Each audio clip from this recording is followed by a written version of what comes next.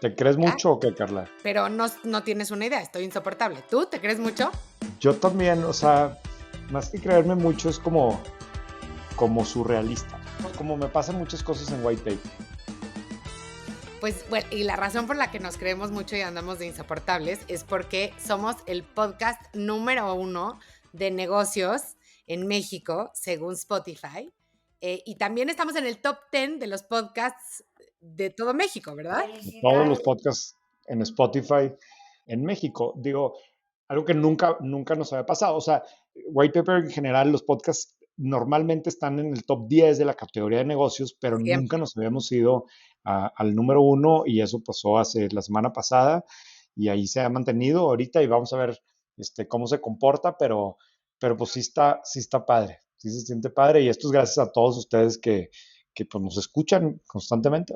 100%, y estamos, o sea, ya tenemos más de 90 episodios y no sé si hemos contado cómo empezó este podcast y no es una historia así muy complicada, pero literalmente en el segundo café que René y yo nos tomamos, en una servilleta de papel, escribimos cómo nos gustaría que fuera este podcast y era octubre y como que yo pensé en mi cabeza, no sé si lo platicamos, pero en mi cabeza yo pensé, bueno, lo hacemos de octubre a diciembre y vemos qué pasa. Y bueno, ya vamos a cumplir 2 años y pues felicidades René, ha sido un placer Igualmente. y gracias a todos por escucharnos y a todos los que nos dejan comentarios. Siempre digo que nos ponen la vara muy alta porque se nota que es gente pues que sabe mucho, muchas veces que sabe mucho más que nosotros y entonces pues eso nos pone presión para seguir haciendo muy bien este podcast. Imagínate que tuvieras una plataforma similar, tipo ChatGPT, pero que fue entrenada específicamente con los datos y con la información de tu empresa y que esa plataforma sea capaz de darte respuestas precisas sobre cada área de negocio en unos segundos y siempre con información confiable. Eso es lo que está logrando el equipo de Arkham Technologies. La plataforma que desarrollaron aquí en México con un equipo técnico de primerísima, lo que hace es que integra datos y sistemas fragmentados y usa modelos de inteligencia artificial adaptados a tu propia operación para permitirle a los CEOs, CTOs acceder a información que sea accionable y valiosa. A ver, estamos viviendo en una etapa en la que tener acceso oportunamente a información puede hacer toda la diferencia en los resultados de una organización. Por eso una solución como la que ofrece Arkham se convierte en un activo incomparable. Entre los miles de refranes e ideas de Warren Buffett, hay una que es especialmente poderosa y sobre todo por lo sencilla que es. El riesgo viene de no saber qué estás haciendo. Tú no puedes darte el lujo de no saber qué estás haciendo. La información está dentro de tu propia empresa. Arkham te ayuda a convertirla en algo que realmente te genere valor. René, otra vez pusiste hoy, estamos grabando el 26, el martes 26, una nota en White Paper de la Bubus. Y yo, la verdad, me rehúso a hablar en un podcast de negocios de la Bubus. Ya sé que es una necedad mía, pero no puedo. Hay cosas que no puedo hacer. Sabes que, a ver, te iba a decir que yo también, pero claro, hoy lo puse en White Paper.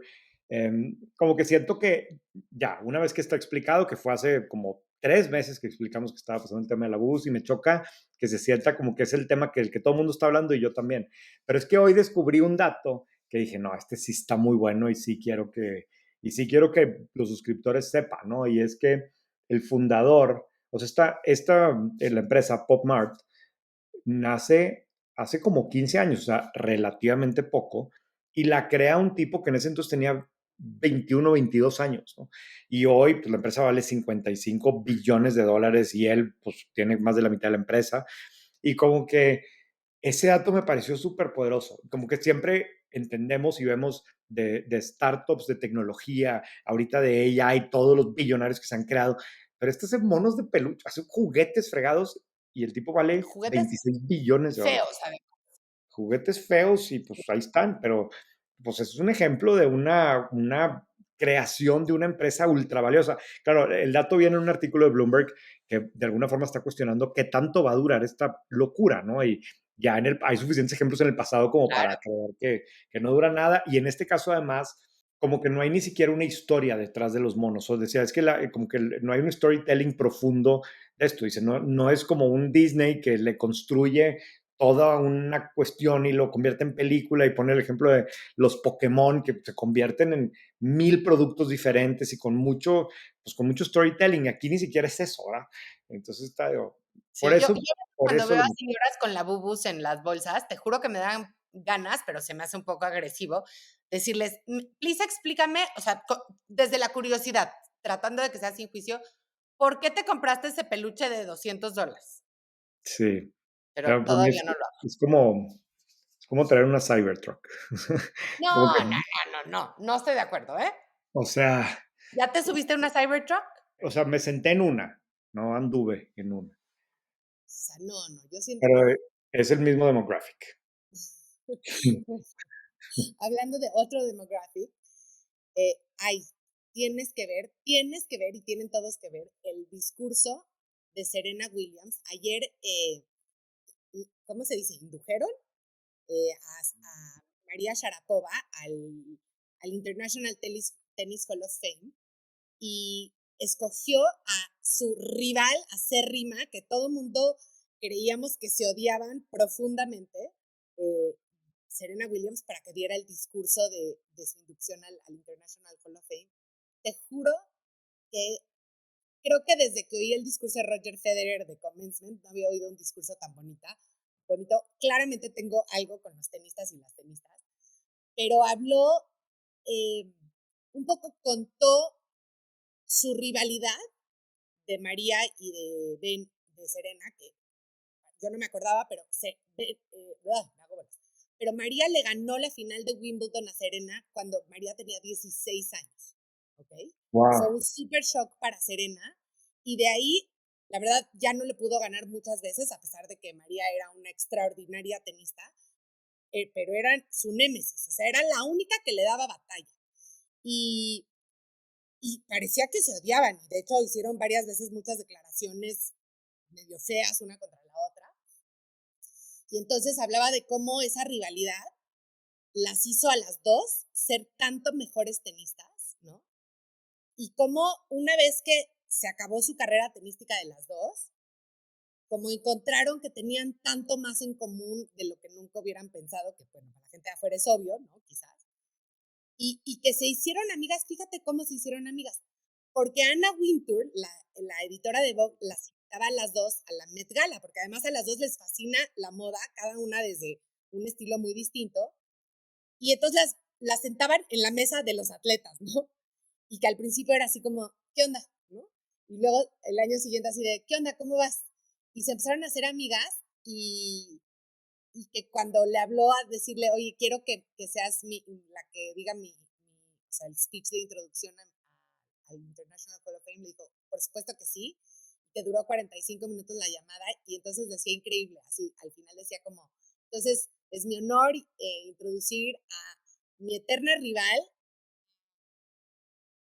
a alguien de quien fui fan y a alguien de quien soy amiga, a esto, y bueno, me fascinó, o sea, pensé que qué sana es la competencia en serio, o sea, ahí sí no claro, es de, claro, ay, todos somos frenemies, no, no, no, ahí sí era a matar. Y claro. cómo realmente cuando decía, y cuando eres campeona como nosotros, y se hablaba de sí mismo como we champions, ¿no? Y qué increíble y qué poco común es que alguien no tenga como esta falsa humildad. O sea, dijo, nosotras éramos las mejores y tú eras la mejor, pero yo era mejor que tú y somos unas campeonas. Dije, wow, me encantó, se lo voy a poner a mis hijas. Sí, sí te voy a hacer caso. A mí sí me gustan ese tipo de discursos y sobre todo este comentario que está haciendo de la competencia, yo estoy completamente convencido y tengo miles de ejemplos de cómo, eh, ya trayéndolo al plano de las empresas, cómo esto es lo que las empresas se hagan realmente buenas. Y te pongo también el ejemplo contrario, ¿no? Que creo que ya lo hemos hablado aquí, pero qué mal producto es el Kindle. Y es Malísimo. pésimo producto y tiene 20 años sin mejorar, pues porque no tiene competencia, ¿verdad? Y acabo de comprar el nuevo y es increíble lo lento que está, pero pues no tiene competencia. Y me acuerdo también, por ejemplo, un caso que te vas a reír porque es como muy estúpido, pero para mí fue así como que un súper ejemplo. En la sucursal del H-E-B de Monterrey, no la que tú fuiste, pero la sucursal de Gómez Morín, que tiene, pues, no sé, 25, 30 años, no sé cuántos años tiene ya.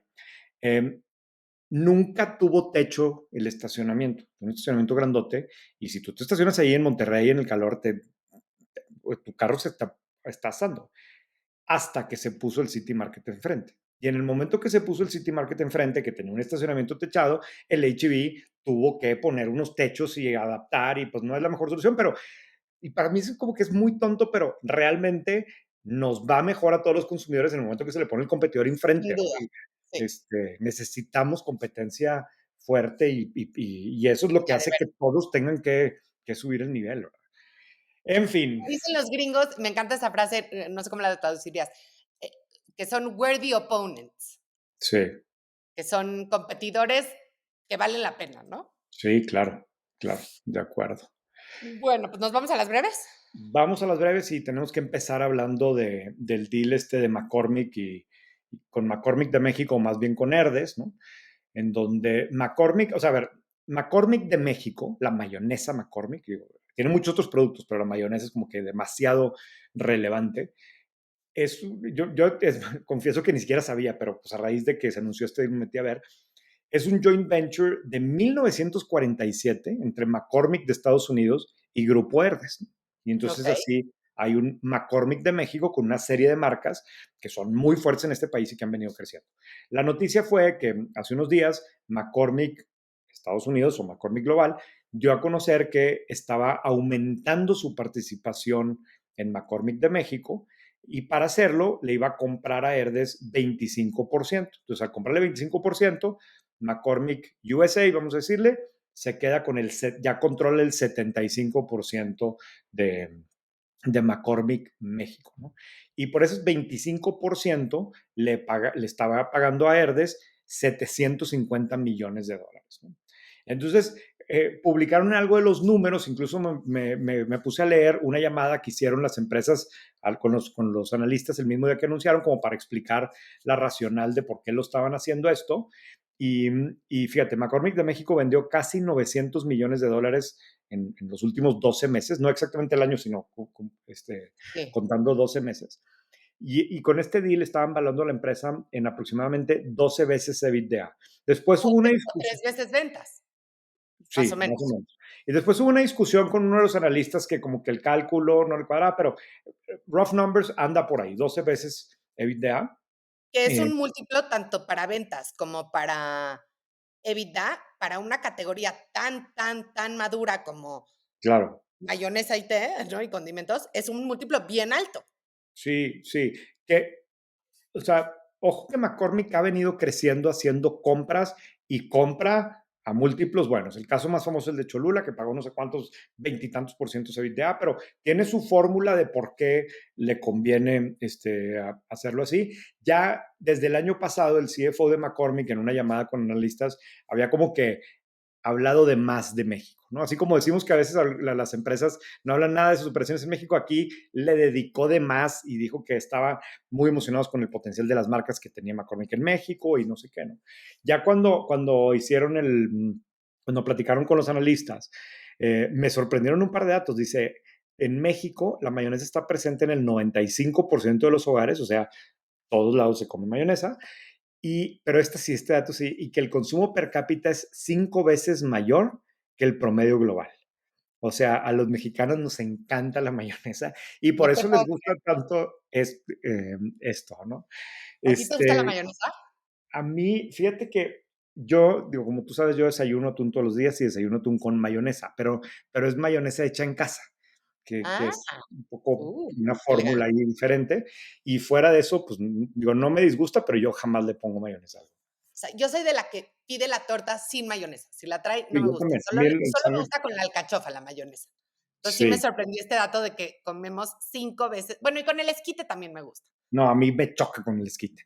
Y pues, le echan así, bueno, pero un analista sí les preguntó, a ver, pero ¿por qué ahorita, verdad? O sea, ¿qué cambió o por qué necesitas pasar del 50 al 75%?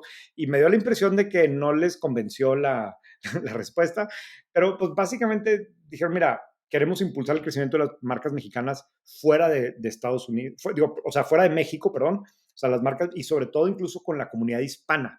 O sea, como que quieren tener, o al menos yo sí lo entendí, quieren tener más incentivos para querer impulsar las marcas de McCormick de México en Estados Unidos versus pues, las marcas de McCormick en Estados Unidos, ¿no? Y también hablaba de ir a otros países, a Centroamérica y no sé qué, y luego también hablaron de que querían hacer mucho énfasis en el negocio de food service y vendiendo estos productos en restaurantes. Entonces, pues básicamente es el tema, es una transacción pues, verdaderamente grande. A mí me entra la duda de qué va a hacer Herdes con ese dinero, a qué le va, a qué le va a Claro. meter, ¿verdad? Y bueno, pues vamos a ver si después podemos entrevistarlos. Y que Herdes también ha hecho una serie de adquisiciones muy interesantes en el espacio como de food retail, ¿no? Sí, efectivamente. Hay un portafolio de marcas ahí diferenciado. Entonces, pues, yo creo que sí vale la pena que después platiquemos con ellos, pero bueno, esta es una transacción significativa en donde vemos pues, una empresa mexicana que tiene mucho valor. A ver, les voy a contar. Acabamos de hacer una pausa porque literal acabamos de sacar la hoja de cuadrícula grande para hacer un cálculo súper interesante de qué tan castigada está la acción de Herdes. ¿Por qué no nos cuentas? A ver, sí, incluso es que a la hora que estábamos discutiendo Carla y yo, como que se nos prendieron unos focos y que dijimos, a ver, necesitamos revisar esto. Y a raíz del anuncio, la acción de Herdes subió muchísimo, ¿no? Pero aún así, llama mucho la atención que con todo y en la subida de los últimos días, el market cap está como en 21,300, si no me equivoco aquí, como, ponle tú que sí, 21,000 millones de pesos, ¿no? O O sea, sea, $1 billón. un poquito O más de un un billón de billion. dólares, pero sí, exacto, ¿no? Y esta es una empresa que, además de que tiene muchísimas marcas ahí adentro, pues tiene la cadena esta de Nutriza y tiene Cielito Querido y tiene los Chilimbalam y muchísimas marcas, ¿no? Y podemos suponer que tiene un activo, que sería el 25% de McCormick de México, que vale 750 millones de dólares. Entonces, tan Con solo, ventas, con ventas de menos de $250 millones. Porque si sí, todo McCormick de México vendió 900, quiere decir que el 25% pues son menos de 250. sí, sí, efectivamente. O sea, otra vez un ejemplo de valuación de empresas mexicanas sumamente castigada por el mercado, porque pues el activo solo aquí representa pues, casi todo su valor, ¿verdad? Sí, sin contemplar que tiene muchísimas otras cosas ahí adentro, ¿no? Y digo, ojalá y alguien nos pueda comentar al respecto si estamos haciendo algo mal y algo en estos cálculos que esté mal, y si no, yo lo quiero hacer como quiera bien, con detalle, fuera del aire, Con gráficos. pero sí me pareció que valía la pena destacarlo. Sí, sí, porque digo, básicamente lo que está, el mercado está evaluando todo Herdes en menos de una vez ventas, o sea, algo que vende $1,750 millones en $1,000 millones, y el comprador estratégico, en este caso McCormick, Estados Unidos, está evaluando uno de sus cachitos en 3 veces ventas. Entonces, Claro, sí, la verdad es que sí, hay algo que no checa con las valuaciones de la bolsa mexicana. claro. Sí, valen más las empresas vendidas a, A estrategia, pues, claro, que no debería, ¿no? que no debería, pero pues hace sentido venderlos si te lo están valorando así. Pues sí.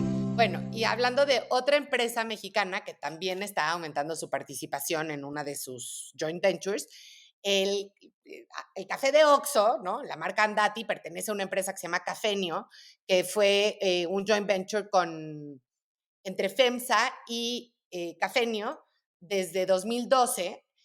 Bueno, sí, en No, 2012 compraron el 40%, no, sí, o sea, no, a ver, sí, en 2012 compraron el 40%, pero la historia es un poco más, de hecho es una historia que está fregona y el artículo está completo está contada en en White White Paper. Paper, exacto, y es de los artículos que estoy más orgulloso porque fue de los primeros que hicimos que no se trataba de una empresa de Monterrey, y es una historia sorprendente porque hay muy pocos casos, al menos que yo identifique en México, de empresas que se han transformado tanto con los años, y una de esas es Cafenio.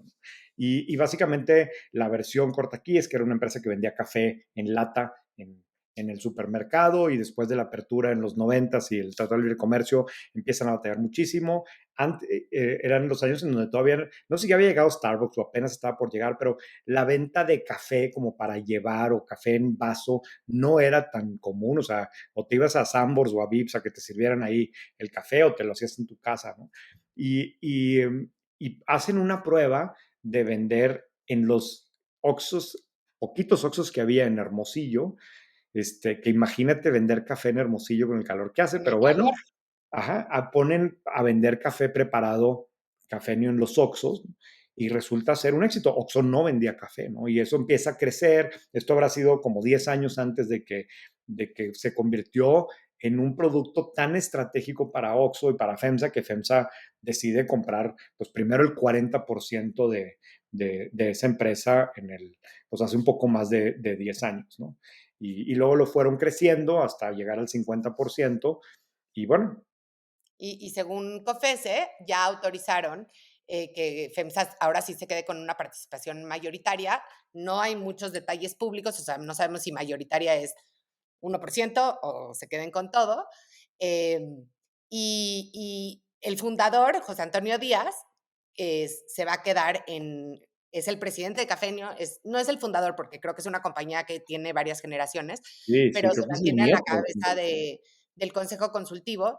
Eh, Esta empresa también es dueña de estos, no sé si llamarles competidores de Starbucks, pero sí de los cafenios que están sobre todo en el norte del país. Hay una sucursal también en Estados Unidos que aquí lo he dicho varias veces, yo soy súper fan. Es un concepto de drive-thru para comprar diferentes tipos de cafés y bebidas frías y calientes. Todo está automatizado, el app está muy bien, entonces, Y pues, tienen o sea, muchísimas eso sucursales, ¿eh? No sé, como 300 sucursales 300, o muchísimas. 300 sucursales leí, y es una Sí, marca como o sea, es un love brand. Realmente han hecho como, es cool ir a Cafenio, están muy ricos, están en un punto de precio, como yo diría que alrededor de 30% abajo de Starbucks. Y la idea es, o sea, no es para que te sientes ahí, es para que pases por tu café. sí, Y bueno, sí, es, completamente o sea, de conveniencia y de agilidad.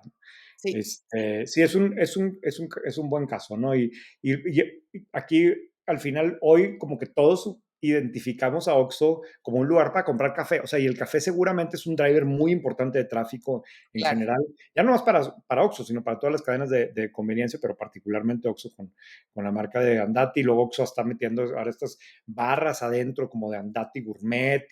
Y sí, por otro lado, y lo mencionamos creo aquí hace algunas semanas, la primera mitad del año estuvo muy compleja para los retailers en México, y Walmart, o sea, no le fue tan bien, o más bien no le fue bien. Oxxo en general no le fue bien.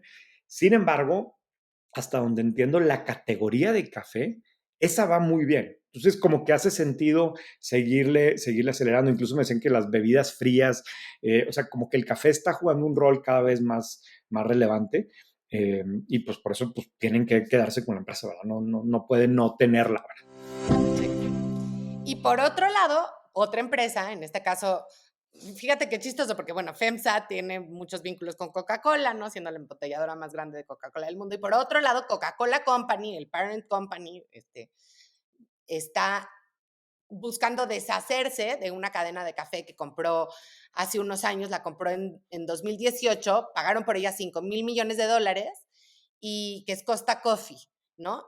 Y como que se dieron cuenta que, o sea, sí, o sea, Coca-Cola en esa época hablaba mucho de que se estaban convirtiendo en The Whole Beverage Company, o sea, que querían ser la compañía de bebidas no alcohólicas para cualquier ocasión. Y ahí fue cuando compraron fue cuando también hicieron el joint venture con Del Valle en México. En México compraron Santa Clara, o sea, hicieron un montón de adquisiciones en muchos países, algunos en joint venture con los embotelladores.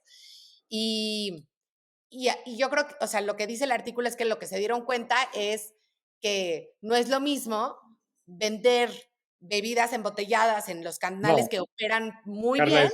eso lo digo yo, eso lo dice el artículo. Bueno, bueno, Eh, pero me gustó.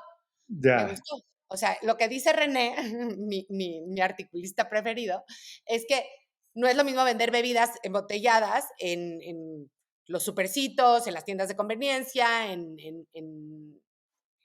incluso en los centros de consumo, que operar un negocio de cafeterías como es Costa Coffee. Y entonces eso a mí lo que me hace pensar es que si a lo mejor van a hacer lo mismo con las sucursales de Santa Clara en México. Porque acuérdate que Santa Clara tiene dos vertientes de negocio. Uno es lo que venden en los supermercados, en las tiendas de conveniencia, todas las leches, yogurts, quesos. Y otra importante, que yo creo que cada vez es menos importante, aunque no tengo los datos aquí a la mano, son las heladerías, que son claro. pues, básicamente Puntos centros de de venta. consumo que operan ellos. Claro, puntos de venta. Y ojo, que acuérdate que Coca-Cola Company no vende los refrescos, Coca-Cola No, Company vende una fórmula. cierto. Y es, o sea, te metes a ver, no puedes creer el nivel de rentabilidad de esa empresa, porque realmente está vendiendo, pues como propiedad intelectual, ¿verdad? Que se lo está vendiendo a las embotelladoras y las embotelladoras a la vez lo van a vender. Entonces, como que sí me hace mucho ruido que digan, oye, a ver, este negocio tengo con un margen inhumano, ¿no? O sea, creo que nomás, no sé, Visa y Mastercard y algunas otras así que son increíblemente rentables, ¿no? A ponerme a tener que estar operando tiendas con empleados y que si se van a sindicalizar o no y que con la competencia y el vasito, cuántos centavos le voy a sacar a cada uno y algo así, el Negociar el CEO, local, ¿no? Y ya se claro, rompió la silla y sí, estoy de claro, acuerdo. las rentas no es lo mismo decir, oye, te voy a licenciar mi marca y ahí te va la fórmula, me la tienes que comprar a mí y pues es un jarabe que olvídate el margen que tiene, ¿no? Entonces, evidentemente esto le debe haber, no se va a acercar nunca a la rentabilidad, aunque digan, no, es que me quiero meter al café y pues sí, efectivamente, pero a mí también me entra la duda con esta liga que estás haciendo de las sucursales que tienen en Santa Clara, porque no son tan poquitas, ¿eh? También es otra cadena que sí tiene sus buenos puntos de venta, ¿no? Sí. Muy bien. Bueno, y vamos a hablar ahora de las, no sé si llamarles telenovelas, contenidos verticales, eh, Micronovelas. micronovelas. Sacaste justamente un artículo, bueno, hiciste referencia a un artículo en White Paper, donde hablaban que las apps de streaming vertical están ganándole a Netflix, a Hulu, a Paramount Plus en crecimiento de usuarios. No sé si has visto estas micronovelas. No, pero el artículo lo escribía muy, muy Bueno, interesante. son, primero son, te mueres de la risa, no lo puedes creer al principio, y luego no puedes creer que estás enganchadísimo. Entonces, todas tienen estos títulos rarísimos, así como esta de me quedé embarazada por el amigo de mi papá, ya sabes, o la otra así de nací pobre, pero en realidad soy una heredera. O sea, o sea, si pensaras cuál es la telenovela más cursi, de las más cursis que has visto en Televisa en los últimos 30 años, estas tienen títulos 1000 veces peor de cursis que esas. Y están hechas en capítulos de 60 segundos, o sea, básicamente están hechas a imagen y semejanza de TikTok. Muchas de ellas, de hecho, enganchan al usuario en TikTok al principio y luego te migras a una plataforma en ocasiones pagadas, en otras ocasiones soportada por anuncios, en otras como en un modelo freemium donde a lo mejor ves 10 capítulos, que son 10 minutos, porque cada uno mide un minuto, y si quieres unlockear el onceavo, o pagas o lo tienes que ver hasta mañana o pasado, ¿no? Entonces hay una cosa como de gamification también. Todas tienen a los mismos actores y es como melodrama puro, puro, y bueno, están creciendo de una manera muy rápida y también mucha gente está haciendo este tipo de contenidos. Una de las originales se llama Real Short, que es una app china, pero hoy en día, por ejemplo, Televisa ya lanzó un montón de microcontenidos en VIX que anunciaron con bombo y platillo. Y bueno, parece que esta es la nueva manera de consumir melodrama y historias de ficción. Claro. A mí me huele que es el tipo de cosa que, como además la barrera de entrada es relativamente baja, yo creo que se va a sobresaturar y va a haber una masacre aquí, pero van a quedar algunos ganadores.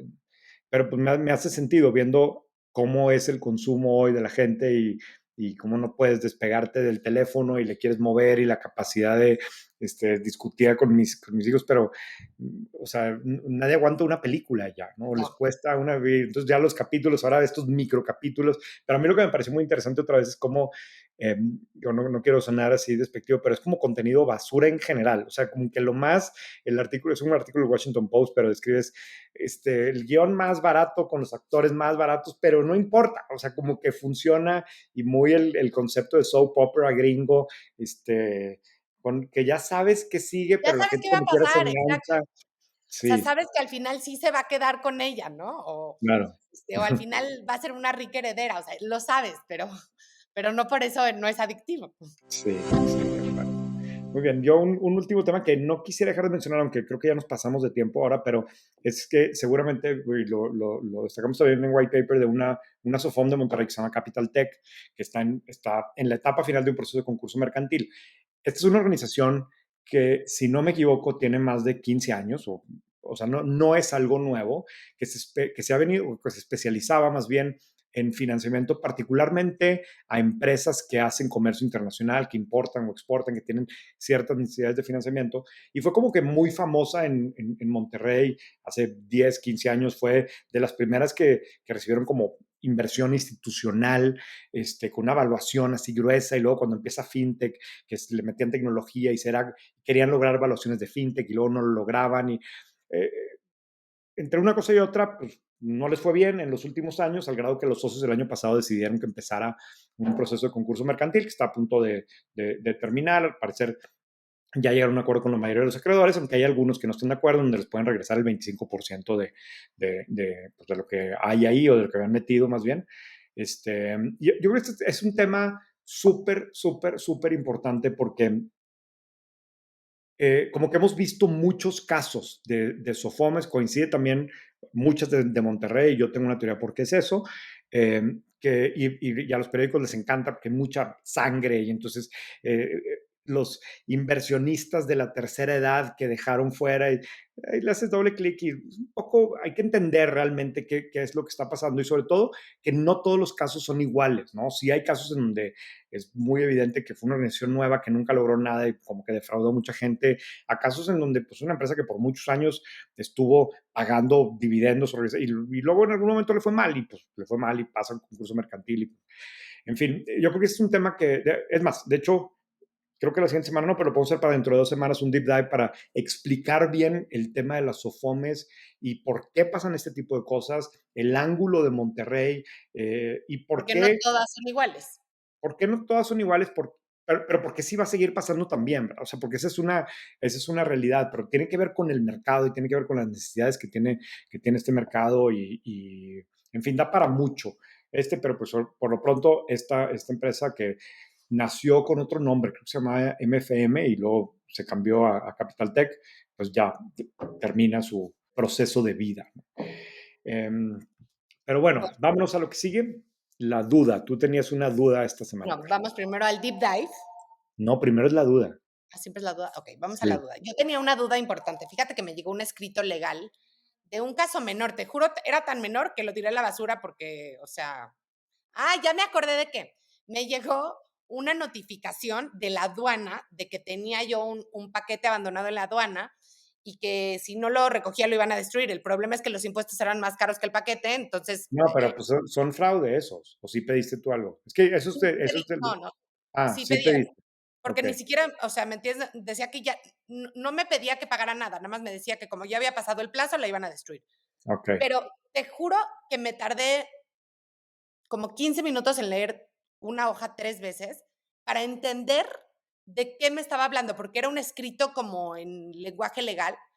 Y entonces mi duda es, me acordé de alguna vez que algún abogado me dijo, le dije, ¿cómo es posible que yo siendo, mi idioma nativo es el español, me cuesta mucho más trabajo leer un contrato en español que un contrato en inglés? Y él me dijo que porque los contratos en inglés estaban hechos con un lenguaje, y usó la palabra para laymen, como para hombres y mujeres comunes y corrientes. Entonces, tú que eres abogado, me acordé de esto. ¿Sabes por qué pasa esto? O sea, ¿por qué es imposible entender un contrato en español? Sí, a ver, yo creo que sería muy presuntuoso de mi parte decir que soy abogado, pero soy egresado de la escuela de Derecho, pero como nunca practiqué, o sea, no, es más, no te sé responder por qué, y más bien coincido con tu punto de vista. Y por eso la semana pasada que hablamos en este podcast de la demanda de CI Banco contra las autoridades de Estados Unidos, que al final como quiera desistieron de la demanda, pero me parecía que estaba tan buena la demanda, porque estaba realmente narrada como una historia, y lo podías entender muy bien. Y tú trata de leer un documento similar en México y te Imposible. mareas y repite lo mismo, y no sé si hay, evidentemente probablemente hay un tema relacionado con el sistema jurídico, con el sistema judicial, perdón, pero yo creo que también hay un tema cultural, y que es una forma de nosotros sí lo entendemos y tú no lo entiendes, entonces me tienes que contratar para que te explique. No sé, o sea, algo de eso puede haber, ¿verdad? Pues sí, si alguien tiene una buena explicación, porque sí como que me volvió a remover estos sentimientos de, no debería de ser tan difícil decirle a alguien, señora, abandonó usted su paquete en la aduana, de acuerdo al reglamento tal, ya pasaron 45 días, lo vamos a destruir. O sea, no tendría yo que invertir 15 minutos en entender eso, ¿no? Claro, de acuerdo. Pero bueno, ahora sí, vamos al deep dive. Pues hoy, para el deep dive vamos a hacer algo que no hacemos mucho. La verdad es que René y yo en general nos gusta platicar entre nosotros. Y esto no es formalmente una entrevista, sino es una conversación, pero queríamos invitar al podcast a Viri Ríos. Viri Ríos, para los que no la conocen, es doctora en gobierno por la Universidad de Harvard, es politóloga por el ITAM, pero quizás más importante, para mí es una de las voces que más me hace cuestionarme lo que pienso y lo que sé sobre economía y política en México. Uno de sus libros, su primer libro, que se llama No es normal, que es un estudio de por qué México es desigual y por qué eso no es normal y no debería de ser así, para mí ha sido de esos libros que cito y cito y cito constantemente porque me cambió la manera de ver muchas cosas.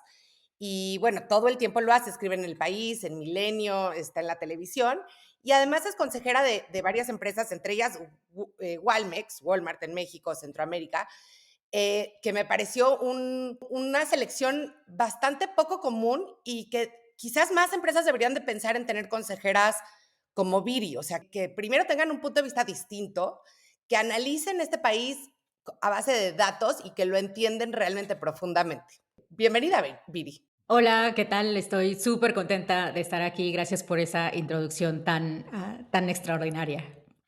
Oye, Viri, pues gracias por venir. Yo también leí No es normal y también me quedé ¿Te con lo muchas recomendó? ¿Quién te lo inquietudes. recomendó?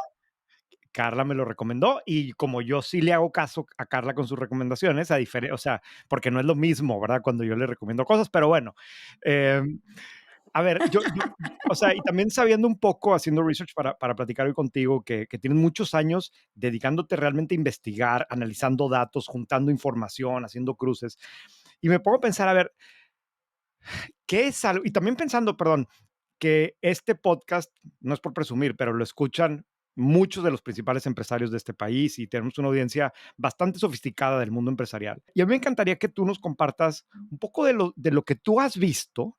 ¿Qué es lo que crees que los empresarios en México no terminamos a veces de entender de este país o de las familias de este país? A ver, René, varias cosas. Lo primero, empezaría quizá diciendo que el empresario como concepto en México no existe. Es decir, hay una enorme diversidad cuando nosotros hablamos de el empresario, tanto así que realmente no se parecen entre sí.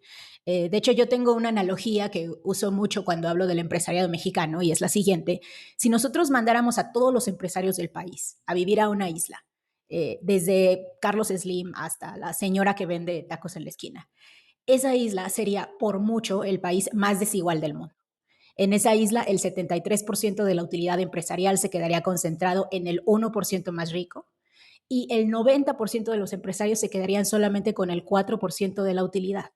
Entonces, nuestros empresarios no tienen nada que ver entre sí. Entonces, cuando hablamos de en qué se ha equivocado el empresario, mi respuesta sería, ¿cuál empresario? ¿No? Pero bueno, asumiendo que vamos a hablar de ese empresario del top 10%, ¿no? Que son los que escuchan este podcast, que ya son digamos, un animal raro entre el empresariado mexicano. Yo diría que hay tres grandes cosas que debemos empezar a discutir. No creo que no nos hayamos dado cuenta de ellos, pero creo que quizá hemos discutido menos de lo que debemos. Lo primero es el cambio enorme de paradigma de la hiperglobalización.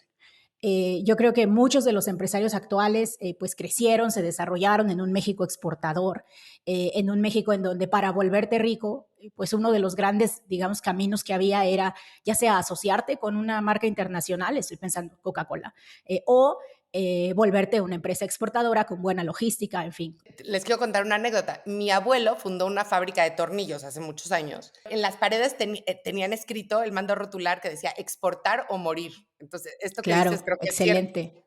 Excelente. No, bueno, ese fue el paradigma que dio vida a los tigres asiáticos. De hecho, la gran razón por la cual la política industrial mexicana no funcionó y la política industrial de los tigres asiáticos sí, es que a los tigres asiáticos se les exigía que después de recibir los beneficios gubernamentales exportaran.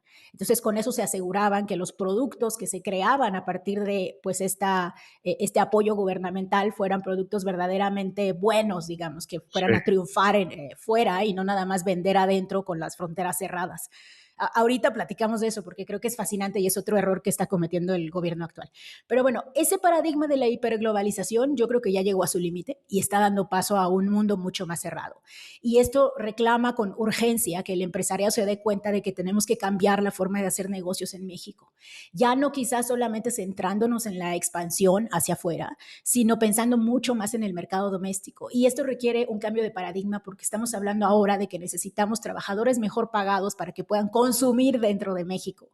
Sustitución de empresas internacionales con innovaciones que respondan a las peculiaridades del mercado local mexicano y también un enfoque en la demanda interna. Eso es algo que no habíamos hecho antes. Entonces yo diría ese punto 1. Punto 2, fíjate que yo soy muy creyente de la organización empresarial. Yo creo que es muy importante que el empresario mediano y pequeño se organice para tener una representación potente e independiente a las grandes empresas y acentúo, René, independiente de las grandes empresas y también lo acentúo porque creo que se ha cometido sistemáticamente el error de creer que las grandes empresas representan al empresario mediano y al empresario pequeño y no es así. De hecho, hay muchas políticas que abanderan, digamos, los grandes organismos empresariales que no necesariamente serían positivos para el resto de los empresarios. Les pongo un ejemplo. Al empresario promedio le convendría que los empresarios más ricos pagaran más impuestos por el simple hecho de que el empresario promedio no es rico.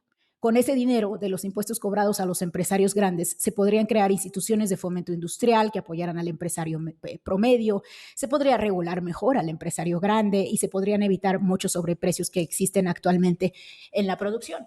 Pero eso no lo hemos pensado y pensamos que las cámaras empresariales representan al empresariado, pero ¿a quién? ¿A quién representan? No están representando al mediano ni al pequeño.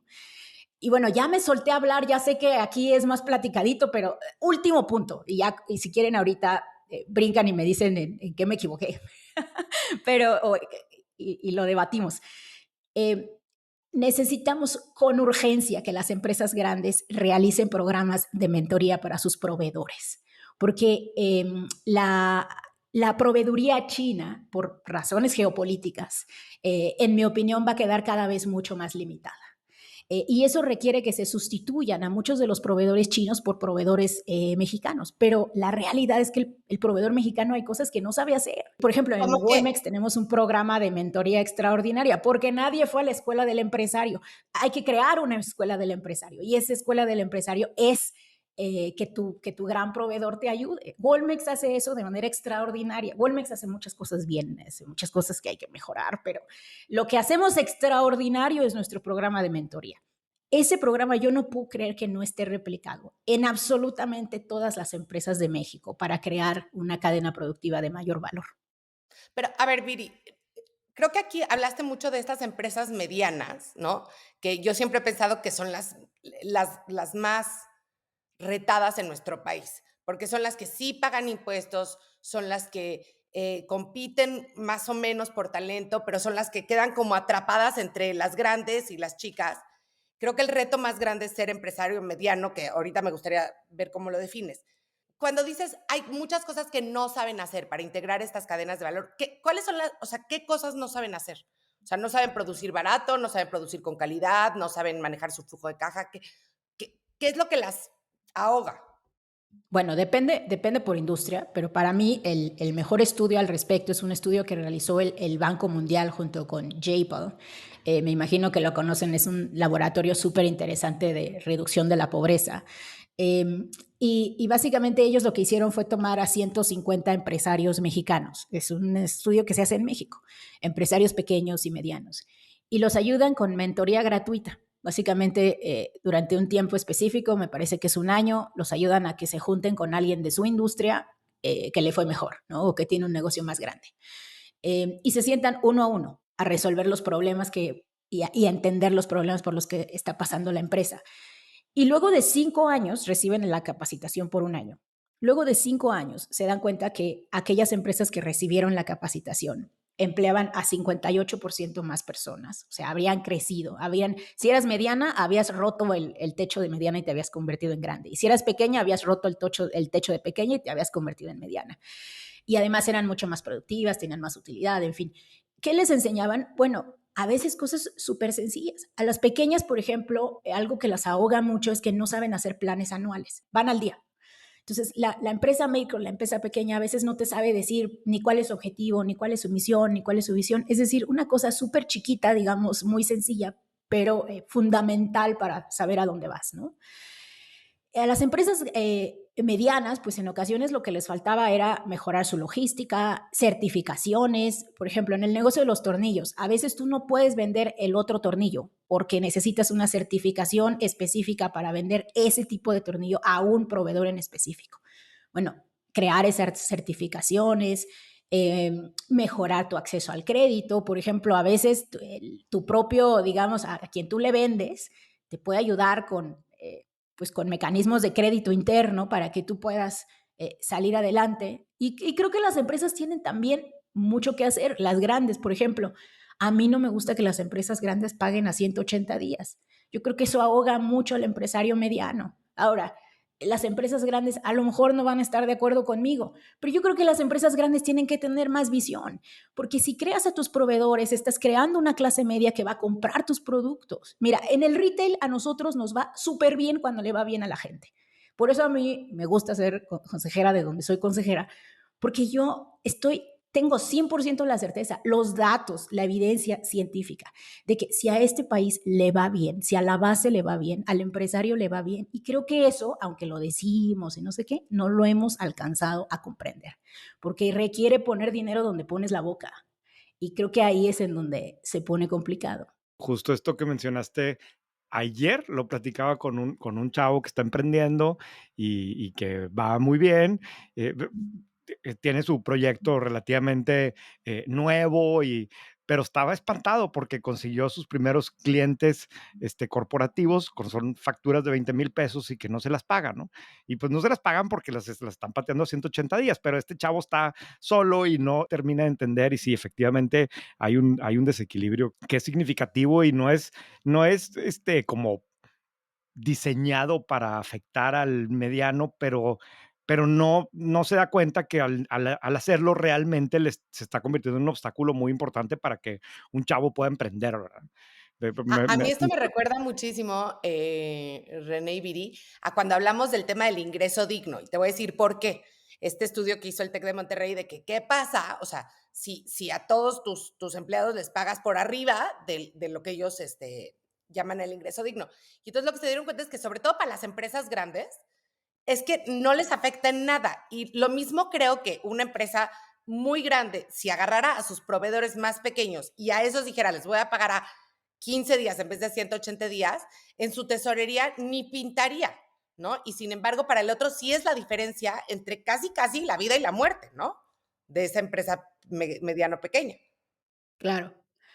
Ahora, yo no sé si yo creo en el capitalismo responsable, yo creo en el capitalismo regulado. Porque no vas a poder lograr que todos los empresarios hagan lo correcto. Y estamos ante un cambio de paradigma tan fundamental que necesitamos que un Estado también nos regule de manera distinta para enfrentar este paradigma. Me refiero al paradigma de que ahora vamos a tener que expandir nuestro mercado doméstico. Y así sucedió en los años 90. Miren, digamos que todos sabíamos, les estoy diciendo, 1992, todos sabíamos, bueno, yo era muy niñita, pero todos Sí, los de Carla entonces no había sabían. nacido, creo. No, pero todos los de entonces sabían que había una economía de exportación que era pues un mecanismo muy efectivo de crecimiento económico. Pero aunque todos lo sabían, no había un Estado que hubiera coordinado y creado el andamiaje institucional para que eso se convirtiera en el principal mecanismo de expansión empresarial del país. Lo hizo Carlos Salinas de Gortari, fue NAFTA. ¿No? NAFTA fue ese ensamblaje institucional que nos permitió virar en esa dirección. Tú le hubieras podido decir antes, no sé, capitalismo globalizado, capitalismo, responsabilidad exportadora, la manga del muerto. Eso no hubiera pasado sin un capitalismo que hubiera regulado, en este caso NAFTA, el que el empresario hubiera volteado en esa dirección. Hoy estamos ante un cambio de paradigma similar, incluso más profundo. Y necesitamos un Estado que nos ayude al empresariado a regularnos para ir en la dirección correcta. Entonces, por eso les digo, yo creo en el capitalismo regulado más que en el capitalismo buena onda. Claro. Oye, al principio dijiste que había cosas que tú crees que no está haciendo bien la administración actual. ¿A qué te referías con eso? Vamos a tener comentarios de que te invitamos al podcast, ¿no? O sea, porque a ti siento que todo mundo te tacha de AMLover, etcétera, y la verdad nosotros casi no hablamos de política en este podcast. Pues mira, depende con quién hables, porque los AMLovers me tachan de capitalista y de anti-AMLover, y en fin, creo que más bien es como un mundo muy polarizado. Pero bueno, independientemente del tema político.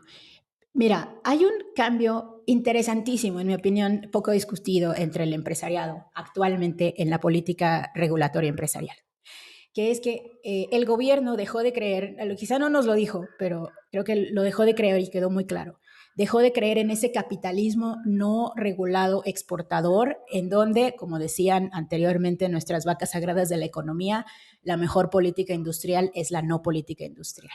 Con eso se referían, en ese entonces se referían a la creencia, hoy sabemos falsa, pero entonces se creía que si tú permitías que las fuerzas del mercado operaran por sí solas y no tenías ningún tipo de regulación, los empresarios solitos iban a encontrar el Holy Grail, iban a, pues, como llegar poco a poco a crear economías mucho más fuertes, sólidas, con más empleo, en fin, como una economía muy virtuosa en donde cada quien encontraba su, Más su justo, objetivo. claro. No, Con no la más mano justa, no invisible. más con más lana. No más con más lana. Y esa lana, decía esta teoría, se iba a repartir bien, porque cuando los de arriba tenían lana, los de en medio tenían lana y los de abajo tenían lana porque los contrataban y en fin. Bueno, ese modelo ya nos dimos cuenta que no funcionó. Y yo creo que el gobierno se dio cuenta adecuadamente que no funcionó. Por ejemplo, la economía exportadora mexicana creó una serie de empresas ganadoras, pero creó también muchísimos perdedores. Y nuestra economía se bifurcó entre aquellos que pues escuchan este podcast, les va bien y creen en ese modelo porque les fue bien bajo ese parámetro, y el 75% de la población que vive como clase media vulnerable o pobre al que no le fue bien. Pero bueno, en fin, el tema es muy sencillo. Yo creo que el gobierno ya dejó de creer en ese modelo completamente abierto y ahora cree en un modelo para impulsar más al empresariado. Esto es paradigmático, porque entonces ahora, si tú te fijas qué está haciendo Claudia Sheinbaum, está haciendo una cosa que le llama el Plan México, en donde ellos quieren ayudar a coordinar, a crear, a desarrollar y a impulsar nuevos empresarios para que sustituyan a los empresarios chinos y para que se creen cadenas de valor más integradas. En fin, eso antes no lo hubiera hecho jamás el gobierno. Es eso de meterte y decir, voy a ayudar a que los empresarios crezcan, ¿no? Pero para hacer eso, O sea, ¿tú dices que este gobierno es más pro empresa que los anteriores? 100%. Yo creo que es el gobierno más pro empresa desde los años, yo creo que en la historia del país, lo voy a poner así. Porque mira, los neoliberales no eran pro empresa, eran pro rico. Eso es muy distinto. Los neoliberales de los años 90 creían que si le iba bien a los ricos, le iba bien al resto. Y ya como hemos visto, eso no pasó. Entonces, ahora sí tú tienes un gobierno pro empresa de verdad. O sea, estas personas sí creen que se tiene que ampliar el crédito, mejorar la proveeduría, entrenar a las personas, ligar a las empresas con APPs, en fin. Lo creen, pero no tienen el dinero para hacerlo.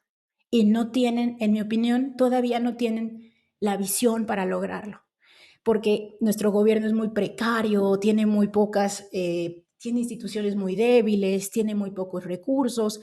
Entonces, dicen lo correcto, saben lo correcto, en mi opinión, yo los escucho y digo, sí, tienen razón, claro que se necesita una política de desarrollo industrial y de desarrollo empresarial, pero no estoy segura de que tengan el dinero para hacerlo. Entonces ahí como que, y tampoco estoy segura que tengan el ánimo para poner las condiciones que se necesitan, porque tú no nada más le puedes dar a los empresarios. Tú tienes que darles a los empresarios a cambio de, en este caso debería ser a cambio de productos de alta relevancia, exportadores, en fin, o sea, justo como decía tu papá de la tienda de tornillos, exporta o muere. Así se tiene que crear un nuevo lema de haz esto o muere. Y creo que el gobierno no está dispuesto a dejar morir a los empresarios que tienen que morir por razones políticas. A ver, Viri, si tú tuvieras ahorita una varita mágica y pudieras cambiar una cosa en este país, ¿qué harías? Me chocan las preguntas de la varita mágica porque yo quiero 10. Entonces me cuesta muchísimo trabajo porque no hay un solo problema ni público ni empresarial que sea unidimensional. Y el éxito empresarial tampoco se explica por unidimensiones. Claro. Entonces me cuesta trabajo, pero mira, voy a decirte, en la dimensión empresarial, que yo he estudiado mucho, porque de hecho mi libro, por ejemplo, no es normal. Es un libro sobre desigualdad, pero no es un libro solamente sobre desigualdades sociales, en donde solo hablemos de género, discriminación racial, en fin, hablamos de eso también. Y hablamos de la necesidad de programas sociales y de impuestos y todo, pero mi libro empieza con 5 capítulos sobre empresa, porque yo creo que el principal detonante de la desigualdad en México existe, nace y vive en la forma en la que hacemos negocio. Por eso empiezo por ahí. Entonces voy a empezar por mi varita mágica de los negocios. Mira, yo crearía una política de desarrollo empresarial seria.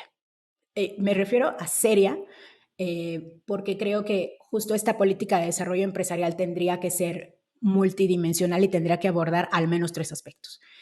El primero sería tomarnos en serio una política de competencia. La realidad es que en nuestro país, por múltiples razones, incluso regulatorias, con mucha frecuencia tenemos problemas de poder de mercado y de concentración de mercado. Mientras eso siga sucediendo, la capacidad de las empresas medianas y pequeñas por romper dentro de un mercado se vuelve muy difícil. Esa regulación pro competencia debe ser inteligente. No puede ser nomás, eres muy grandote. No, no, no, no, no. ¿Eres grandote o eres monopólico? ¿Tienes poder de mercado o no? ¿Sobre qué? ¿No? No nada más en pedir las fusiones. O sea, creo que necesitamos una política de competencia fina que nos permita realmente pues desarrollar a nuestros empresarios medianos. Miren, les pongo un ejemplo que a mí me encanta, de Walmex. Hay una académica muy buena, ahora no recuerdo su nombre, pero la vamos a poner yo creo en los comentarios del podcast, que ella estudia por qué en Estados Unidos el retail se volvió de gran escala, o sea, tipo Walmart, ¿no? Versus en Europa, que si se fijan, no hay esas grandes empresas. O sea, bueno, sí hay algunas, pero en Sí, realidad el retail es como más chiquito, es sí, Es más más como local. fragmentado, es más local. Y entonces ella analiza la regulación de competencia y se da cuenta cómo lo que, digamos, lo que fragmentó mucho en Europa fue que la regulación pro competencia fue distinta. En Estados Unidos, irónicamente, había en un inicio mayor regulación para promover la competencia y entonces eso hizo que ganara el mejor. Ganó uno y el más grande y se hizo grandotototote. En Europa había otro tipo de regulación y entonces eso fragmentó el mercado, hizo que hubiera varios ganadores y entonces creó varias empresas, digamos, mediana grandes en vez de una grandotota, ¿no? Entonces, eso te habla de la importancia de la regulación. Creo que a veces como empresarios solamente decimos, el gobierno malo. No, no, no, una regulación inteligente te puede ayudar, ¿no? Y, en fin, yo me metería a ese tema. Segundo tema, miren, yo sí soy creyente de que el Estado mexicano necesita más recursos para hacer todo lo anterior, para tener un gobierno fino, un gobierno estratégico, un mejor acceso al crédito. Vean, por ejemplo, la banca de desarrollo brasileña. No, México necesita una banca de desarrollo como la brasileña para poder impulsar a nuestras empresas, pero no la tenemos porque se necesita big pockets y México no tiene Cuéntanos big un pockets. poco sobre la banca de desarrollo brasileña, porque yo no conozco el caso y yo me imagino que mucha de la gente que nos escucha es igual. O Bueno, sea, la banca de desarrollo brasileña es una banca que sí funciona, no como la mexicana, en donde sí se presta a más empresarios, se presta a tasas preferenciales y además se tienen como políticas, digamos, específicas para el desarrollo de ciertas industrias. Entonces el gobierno puede decir, mira, nosotros tenemos una ventaja comparativa en X. Y entonces la banca de desarrollo va a ayudar a los empresarios de esa industria a que puedan recibir crédito preferencial. En ocasiones se le acompaña incluso con mentoría, en fin, para que se desarrollen esas industrias. En México, la banca de desarrollo es una mala copia de eso. Es una banca de segundo piso que presta súper caro, en donde el gobierno tiene muy poca injerencia y el gobierno tiene poca injerencia porque no puso recurso. Entonces, quien decide a quién prestar son los bancos y los bancos no comen fuego. Y tú necesitas a alguien que coma fuego para desarrollar al país. Esa es la realidad también, ¿no? En fin, o sea, que coma fuego, y digamos, déjame porque es preguntarte como un algo venture capitalist. ahorita que, justo ahorita que hablas de eso, o sea, en México, en el sexenio de Peña Nieto, si mal no me recuerdo, teníamos una cosa que se llamaba el INADEM, ¿no? Que se supone que lo que hacía era dar dinero para fomentar el emprendimiento de alto impacto. O sea, básicamente era un venture capital del gobierno a fondo, un poco a fondo perdido, bueno, no un poco, a fondo perdido, si mal no recuerdo. fue súper criticado y creo que hubo muchísimos errores y entonces lo desaparecieron por completo, ¿no? Que yo creo que fue otro error, porque, ok, se estaba haciendo mal, pero eso no quiere decir que no se deba de hacer. ¿Tú crees que también en Venture Capital el gobierno se debería de meter? Sí, pero no en todo. Mira, creo que a ver, ¿por qué fracasó el INADEM? Primero, lo más importante, porque hubo muchos escándalos de corrupción, entonces eso se tuvo que haber contenido de forma inmediata. Pero segundo, yo creo que la idea de qué era promover un negocio era equivocada, era fantasiosa. La idea era, nosotros vamos a promover estas empresas de super tecnología en su momento no había inteligencia artificial, pero era como todos los El startups querían que equivalente. fueran unicornios. Ajá, todos querían que fueran unicornios tecnológicos y todo eso. Y cuando tú ves la realidad de México, claro que necesitamos unicornios tecnológicos, ¿eh? No estoy en contra, éntrenle. Pero también hay mucho negocio aburrido, normal, tranquilito, que requiere impulso. Hay mucho señor vendedor de tornillos, señor vendedor de pescado que necesita mejor logística para poder posicionar su producto o para poderlo transformar en una forma relativamente sencilla, no sé, de frambuesa a mermelada de frambuesa, que eso te da un enorme valor agregado y puedas, no sé, exportar, ¿no? Ese tipo de cosas yo creo que el INADEM las veía como para abajo. Y creo que le pasa mucho también a veces al venture capital privado, que ve eso como para abajo. Es como, ay, no, eso aburrido, ¿no? O sea, no está como tan interesante, ¿no? Entonces cayó presa el INADEM de lo fantasioso. Cayó presa de, pues en el momento, la fiebre de Silicon Valley. Y no se dio cuenta de que necesitamos una política de desarrollo empresarial sencillita, aburrida y efectiva. Por ejemplo, las dos, pero yo digo que los privados pueden hacer el venture, que se emocionen ellos y que se gasten ellos su dinero ahí. Pero el Estado a lo mejor no. El Estado, en mi opinión, está para hacer lo que los privados no harían. Y eso implica hacer dos cosas. Implica hacer lo más aburrido e implica hacer lo más fantasioso. Exacto, lo más fantasioso. O sea, Pero lo extraordinariamente fantasioso, como ir a la luna. O sea, sí me explico. Todo lo NASA. demás, todo lo demás que lo hagan los privados. pero Lo a ver, hacen Viri, yo bien. ahí no estoy de acuerdo contigo, porque hablando de coches, ¿no? México tiene una capacidad armadora de coches como muy pocos países en el mundo, ¿no? Y aquí hemos hablado en este podcast, René y yo, de hace 20 años a lo mejor estábamos igual que Corea. La diferencia fue que en Corea hubo una política público-privada Correcto. que dijo, ok, con todo esto que ya aprendimos de todas las marcas japonesas, vamos a hacer marcas coreanas. Y mira dónde están hoy. Y nosotros no hicimos eso. Totalmente.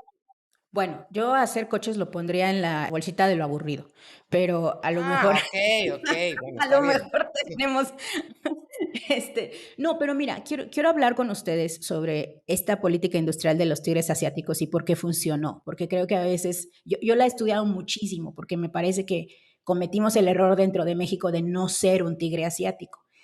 El entramado institucional del NAFTA en 1994 estaba hecho para que nosotros fuéramos China. Bueno, lo que China era hace 2 años.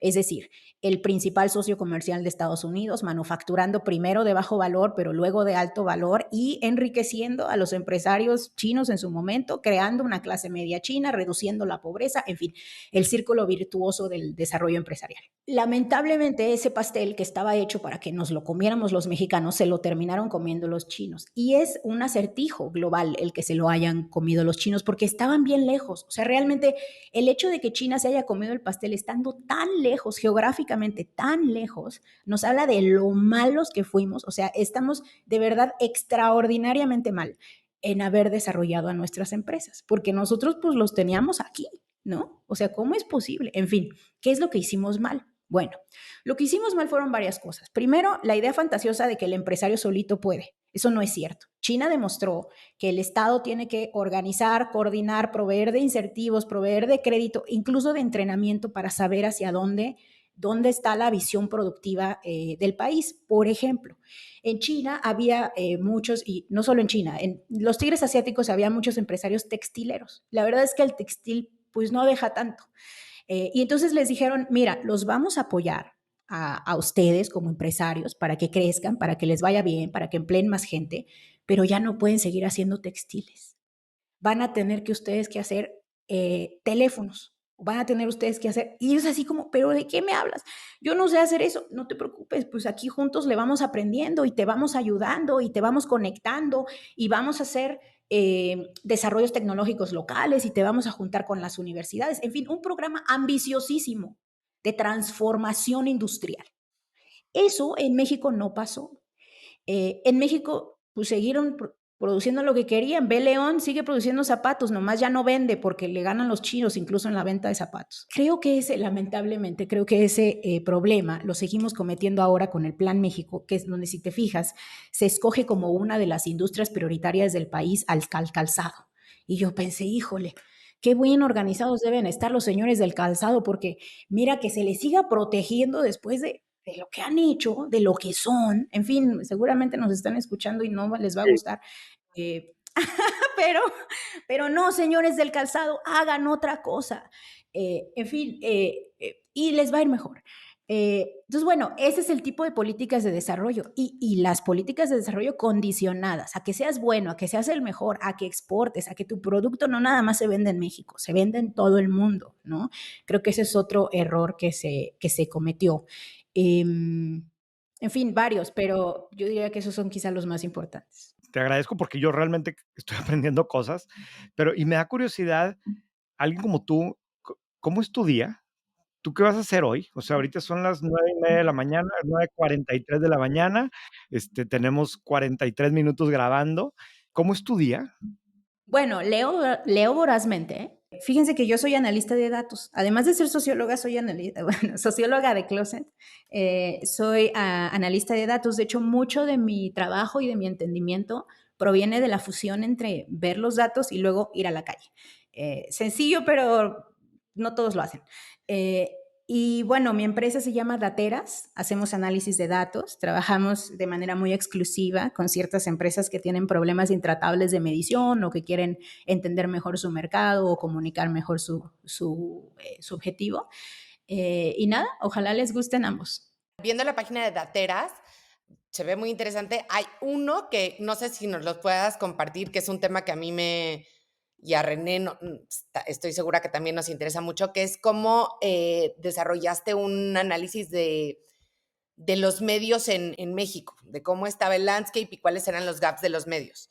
Entonces, no sé si es algo que nos puedas compartir, pero creo que sería muy interesante. O te invitamos después y Ajá, platicamos de platicar de eso. Se los platico, porque no puedo dar los secretos de mis clientes, pero sí, lo platicamos con gusto. Qué bueno que buenísimo. les haya gustado. Daderas está padrísimo. Soy una consumidora voraz de información de ¿Qué es lo todo tipo. primero que lees en la mañana? Ay, pues a ver, lo primero que leo en la mañana, es que varía muchísimo, pero fíjate que en la mañana como voy corriendo a hacer ejercicios, que yo corro y hago ejercicios, si no, no puedo No pensar funciona. con claridad. Fíjate que escucho mucho el radio. Okey. Entonces, yo creo que en la mañana lo primero que hago es escuchar las noticias en el radio. Pero bueno, tengo una serie de podcasts interesantes que escucho, leo muchos libros académicos, leo muchos papers académicos, platico con mucha gente. Parte de mi trabajo yo lo considero hablar y platicar y cuestionar, discutir. Voy mucho a campo, salgo mucho de donde vivo. Yo vivo en la Ciudad de México. Salgo mucho de donde vivo y voy a platicar con la gente normal de a piso, de a pie. Por ejemplo, el domingo estaba yo en Guadalajara y me fui a Tlajomulco, que es como la zona de donde está la crisis de vivienda y de inseguridad, de casitas abandonadas, de casitas chiquititas que hicieron las desarrolladoras, en fin. Y platico con la gente, les pido que me dejen entrar a su casa, hablar con ellos, en fin, la vida soy No, socióloga. no, me queda muy claro. Oye, ¿y cuál es una empresa que tú veas, que no sea Walmex, que te haya sorprendido recientemente por algo que hizo? En buen sentido. Didi, mira, Didi. yo me sorprendo de que no haya más competencia hacia Uber, un negocio probadamente rentable, ¿no? Y me pregunto, ¿qué hizo bien Didi para poder crear un espacio de competencia? Y creo que tiene mucho que ver con lo que hemos discutido, con el espacio regulatorio. China lo que dijo fue, fíjate, viene Uber, sabemos que es exitoso, le está yendo de mil maravillas, vamos a cerrar el mercado, vamos a crear nuestro Uber que se llama Didi y cuando tenga suficiente, porque es el poder del network, ¿no? Cuando tenga suficiente network de clients, ya abrimos y si quiere entrar Uber, que entre, ¿no? Y vamos a impulsar a Didi para que vaya a otros países, para que... y creo que eso a veces no lo pensamos mucho en México. Mira, yo me pregunto, ¿cómo es posible que haya tanto negocio de marca gringa en México exitoso y no haya réplicas mexicanas que innoven tantito para atender al mercado local, eh? Te pongo el ejemplo también de Didi. Mira, te digo, estaba en Tlajomulco, ¿no? Tlajomulco, pues como ustedes saben, una crisis de vivienda, una crisis de inseguridad, la gente viviendo en espacios súper chiquitos, vivienda abandonada, jóvenes de alto riesgo, en fin, un lugar duro, un lugar que además se creó así por la criminalidad de las políticas de vivienda de este país. En fin, soy súper crítica de eso que sucedió. Y hay un negocio que le está yendo súper bien ahí en Tlajomulco, que son a los mototaxis.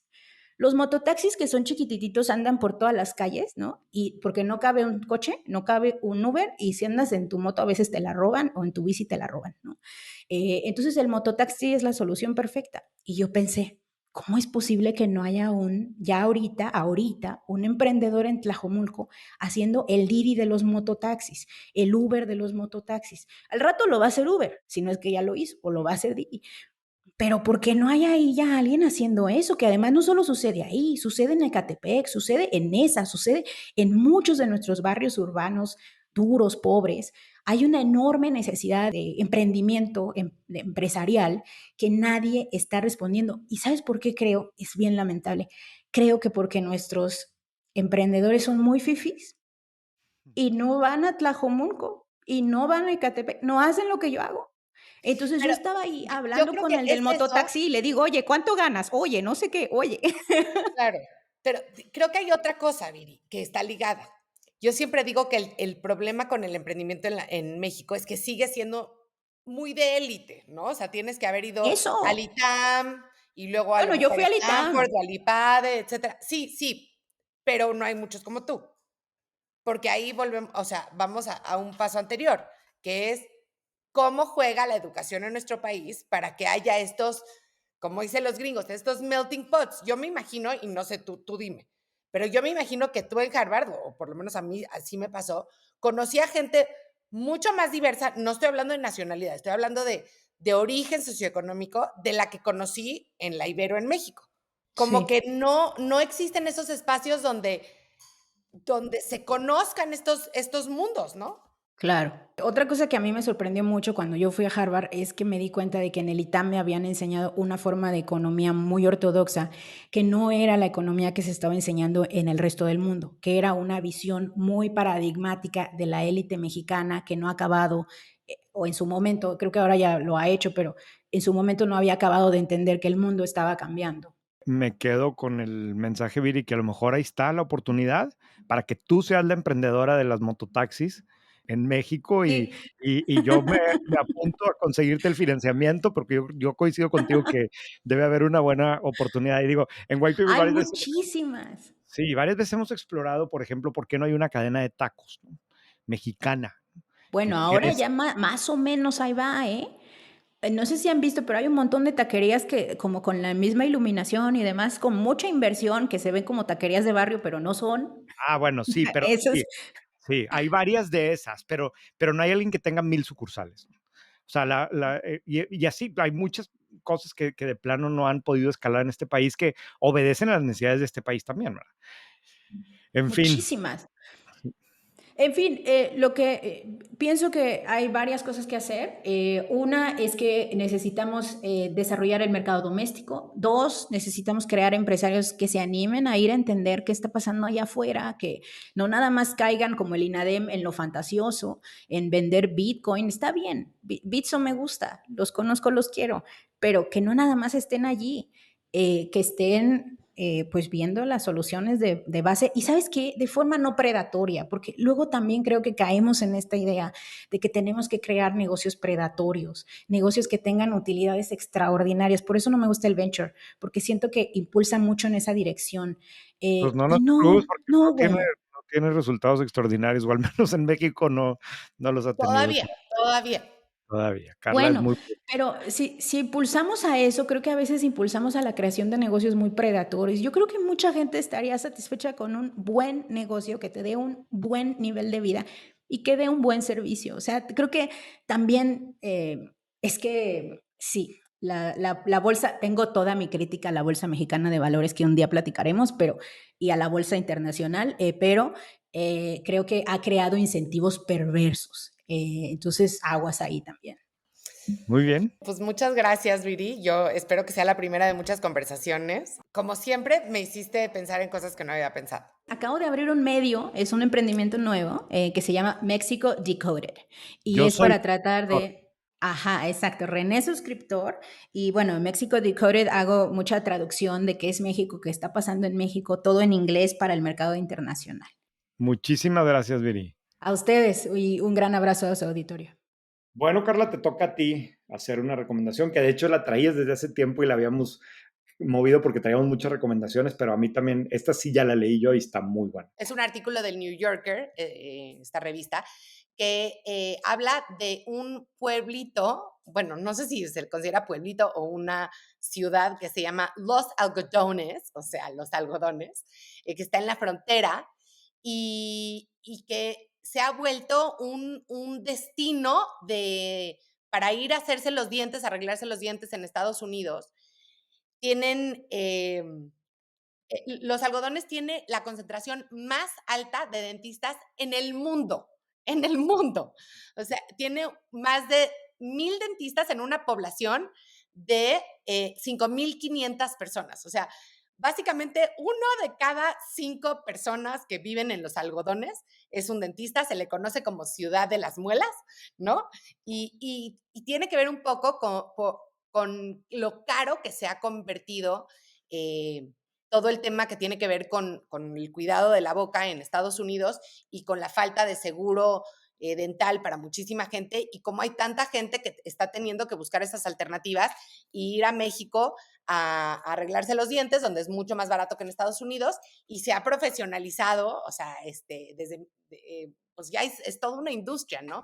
Entonces es súper, súper interesante. Sí, de hecho,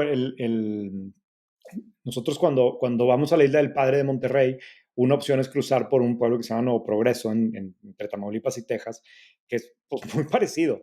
Te juro, Carla, es bien dramático. O sea, estás en el camino al puente y todos son consultorios de dentistas, todo y todos los letreros y ves a todos los gringos que vienen a arreglarse los dientes acá, pero es muy dramático porque es una callecita en donde no hay nada más que dentistas en medio de la nada. De hecho, en White Paper, y tengo que hacer el comercial, pero quienes no tengan una suscripción en White Paper, creen una cuenta, vean si es el tipo de contenido que les puede servir o no, pero ahí justo hace tiempo hicimos un artículo largo sobre cómo ha crecido el turismo médico en la frontera. Había un tema también con cirugías plásticas y luego con las cirugías para enflacar. Una demanda Y también no sé si te increíble. acuerdas que hablamos en alguno de los episodios muy tempranos de White Paper, también un tema de experimentación médica, o sea, de tratamientos Ese es experimentales. otro lado, ajá, exacto, que lo estaba haciendo el Chip, fundador del, Chip sí, Wilson, creo que era el el de fundador de Lululemon. Lululemon. Claro, que venía a ciertos tratamientos que no les pueden hacer en Estados Unidos, pero sí, ahí hay un tema relevante y el artículo del New Yorker está súper, súper entretenido. Muy bien, ¿cómo viste los Panama Papers de la música? Panama Playlists. René me manda un artículo, estaba yo bajoneada porque tuve un problema de salud, que gracias a Dios ya está todo bien, y entonces me manda un artículo y me pone para que te entretengas. Y tengo algo que contar y me manda un artículo de cómo, lo que me pareció increíble es que las playlists de Spotify son públicas, ¿no? Y por default, tú las puedes poner privadas. Entonces, si yo busco ahorita, no sé, René Lankenau, las tuyas ya las tienes privadas, pero pues, antes podría haber visto qué usabas para correr, etcétera, etcétera. Y alguien hizo un scraping de los datos para no solo ver las playlists, sino la frecuencia, ¿no? Y entonces sabía, por ejemplo, que J.D. Vance, no sé si eso es broma o no, pero que la canción que más oía J.D. Vance era una de los Backstreet Boys, que me morí de la risa. Sí, sí. Muy bueno. Le mandaron al que y el chavo que hizo todo este scraping le mandó a unos reporteros Del New York Times. del New York Times que se dedican a cubrir privacidad en línea, miren, esto es lo que ustedes escuchan, nada más para que vean que según ustedes son Están expertos en expuestos, privacidad, ¿no? claro. Y sabemos lo que escuchan.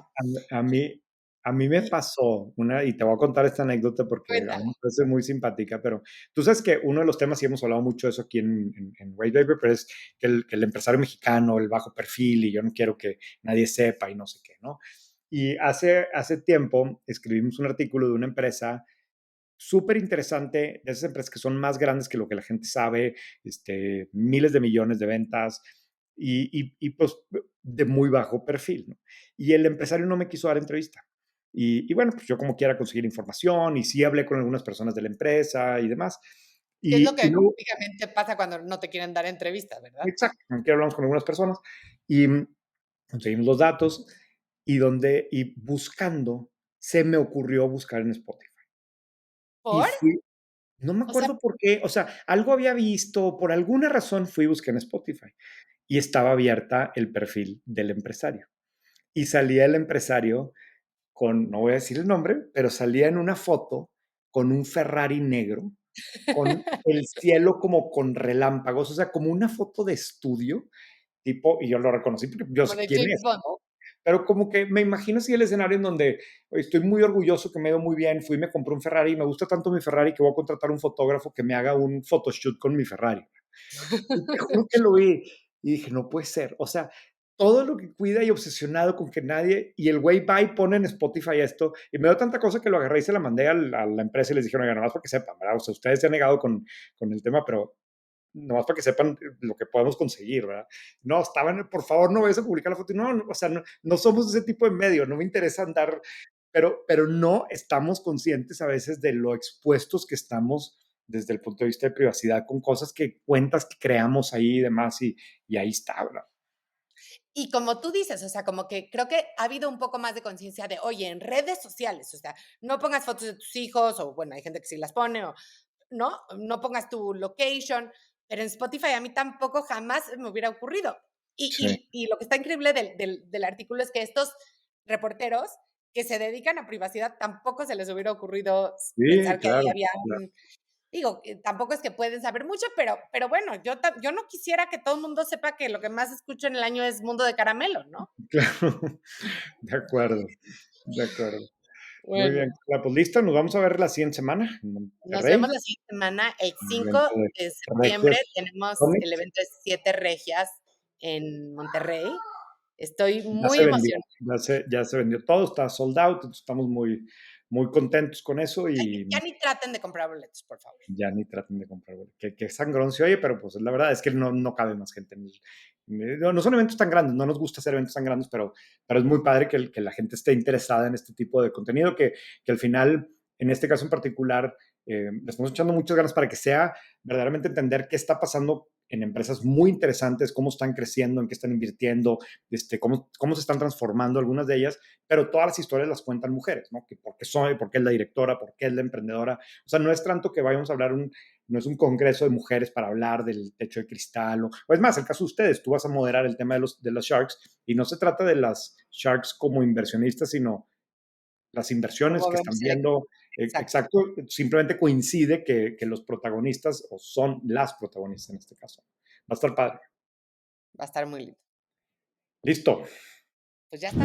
Imagínate que tuvieras una plataforma similar, tipo ChatGPT, pero que fue entrenada específicamente con los datos y con la información de tu empresa y que esa plataforma sea capaz de darte respuestas precisas sobre cada área de negocio en unos segundos y siempre con información confiable. Eso es lo que está logrando el equipo de Arkham Technologies. La plataforma que desarrollaron aquí en México con un equipo técnico de primerísima lo que hace es que integra datos y sistemas fragmentados y usa modelos de inteligencia artificial adaptados a tu propia operación para permitirle a los CEOs, CTOs acceder a información que sea accionable y valiosa.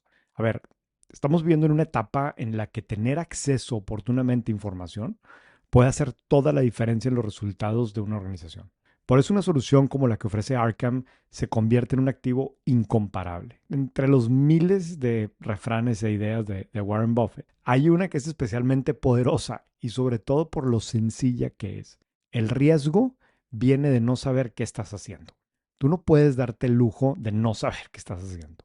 La información está dentro de tu propia empresa. Arkham te ayuda a convertirla en algo que realmente te genere valor.